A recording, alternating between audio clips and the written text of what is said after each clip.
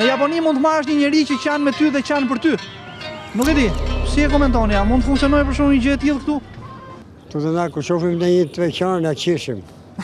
Kundër. Ne na bëhet qefi që ai po çan. Po pra. Se të na shikoti.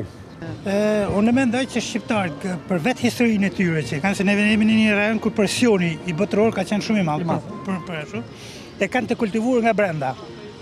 Dhe nuk doin që dobësitë e tyre të shfaqin. E kuptova. Ndodh këtu? Jo, këtu ja. Këtu gëzohen? Ja. Po pse? Kështu jemi gatu.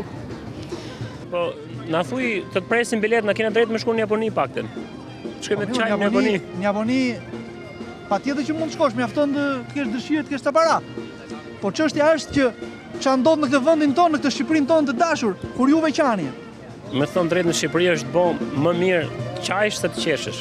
Ne kemi nëse shqiptar këtë tip. Jo, nuk ne kemi ndihmojmë në fakt. Ndihmojmë. Po. Dhe ne kemi në fakt është që ke veçanë, se ne shkojmë gjithmonë, ngushëllojmë të tjerë, ndihmojmë të tjerë, apo jemi të prirë, shqiptarët janë shumë human. Qefin neve nga dhimbja tjetër. Jo, në botë, jo, asnjëherë. Këtu ndodh një gjë e tillë?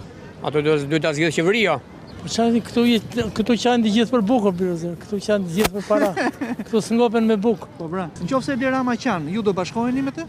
Kush unë? Po jo të qaj, po sikur futet 7 metra në grop.